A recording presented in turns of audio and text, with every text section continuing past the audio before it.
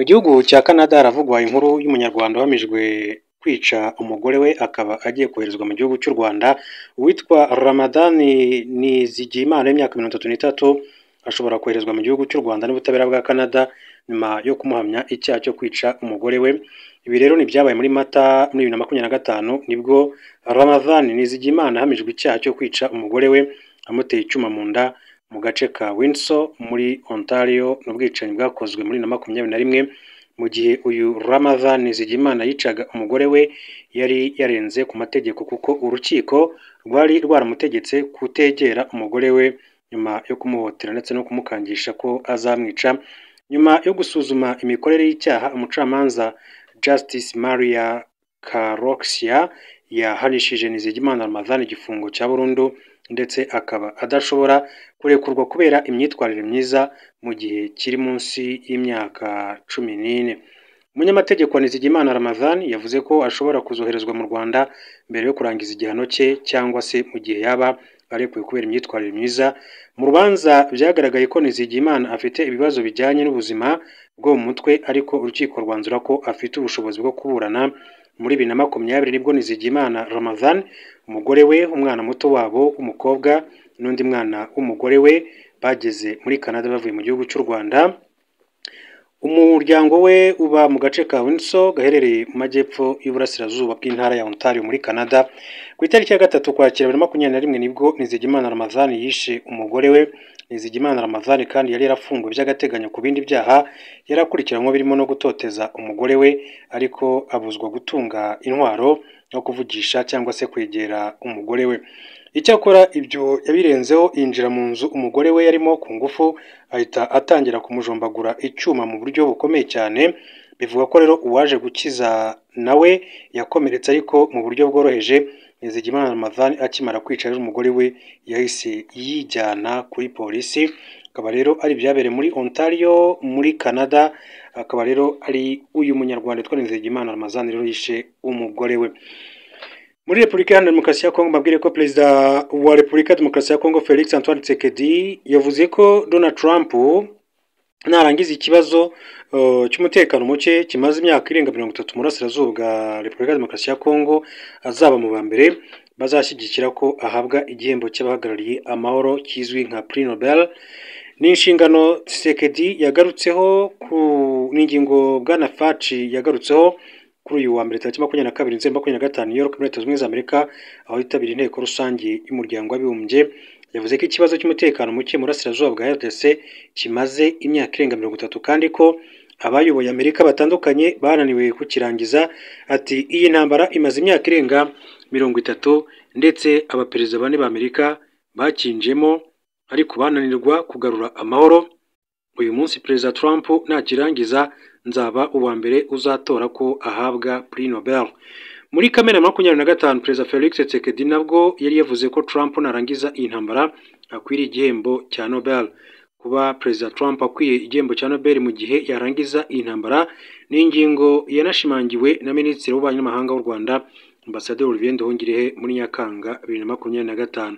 Nduhungirehe yavuze ko umuntu ubashije gutuma ikibazo cy'umutekano muke cyari mu burasirazuba bwa RDC kibonerwa umuti akwiriye igihembo cya Nobel, kuko akemuye ikibazo cyari kimaze imyaka irenga 30.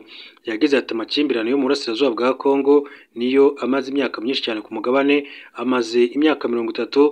Hari umutwe wagize uruhare muri jenoside yakorewe abatutsi umaze icyo gihe cyose uhungabanya igihugu cyacu. Rero umuntu wese harimo na Trump ushobora gutuma ayo makimbirane arangira akwiye Nobel Peace Prize, nk'uko Olivier Nduhungirehe ni Minisitiri w'Ububanyi n'Amahanga w'igihugu cy'u Rwanda nawe yigeze kubigarukaho. Duce kandi muri iki gihugu cya Kongo, mbabwire ko ubuyobozi bukuru bwa politike bw'ihuriro Alliance Fleuve Congo AFC M23 bwateraniye Goma kuri uyu wa mbere mu nama idasanzwe yo kubaka ubushobozi bw'imikorere mishya ya Repubulika Iharanira Demokarasi ya Kongo. Iyi nama yo mu rwego rwo hejuru yahuje abayobozi bose bakuru ba politike b'ihuriro barimo umuhuzabikorwa Corneille Nangaa, Yobeluwo, abamwungirije barimo Bertrand Bisimwa ndetse na Fred Kaniki.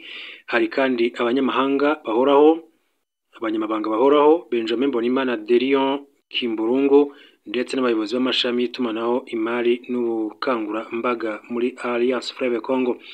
Abahagarariye umukaba mukuru w'ingabo z'impinduramatwara za Congo ALC, ba guverineri bombi ba Kivu y'Amajyaruguru na Kivu y'Amajyepfo hamwe n'ababungirije nabo bitabiriye iyo nama yabereye mu mujyi wa Goma, akaba ari mu burasirazuba bwa Repubulika ya Demokarasi ya Congo. Reka tujye Juba babwire ko urubanza rw'ubugambanyi rwa Vice President wa mbere wahagaritswe ku mwanya we muri Sudani y'Epfo Dr. Riek Machar rwatangiye kuri uyu wa mbere mu murwa mukuru Juba, mu gihe umwunganizi we avuga ko urukiko rudafite ububasha bwo kuburanisha uru rubanza.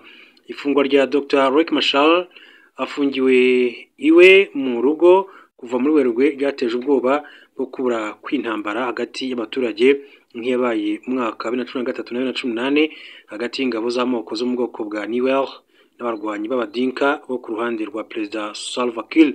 Ishyaka rya CPLM-OI ya Dr. Riek Machar ryanze ibirego aregwa hamwe n'abandi 20 bareganwa birimo ubwicanyi, ubuhemu n'ibyaha byibasiye inyokomuntu kubera uruhare bakekwaho mu bitero by'inyeshyamba za White Army ziganjemo abaniwera mu majyaruguru y'uburengerazuba mu ntangiriro z'uyu mwaka. Mu rukiko rwihariye, Machar yagaragaye yambaye ikositimu yijimye na karuvati y'ubururu bwa cobalt, ari kumwe rero bwa mbere agaragaye mu ruhame kuva yafungirwa iwe nk'uko tubikesha Reuters, ibiro ntaramakuru by'Abongereza, nk'uko byakomeje kugenda bibigarukaho muri rusange. Akaba rero ari ibikomeza kugenda bibera muri Sudani y'Epfo. Bice kandi muri Pologne, mbabwire ko amakuru avuga yuko Pologne yaba igiye kwiyemeza kurasa indege z'Uburusiya.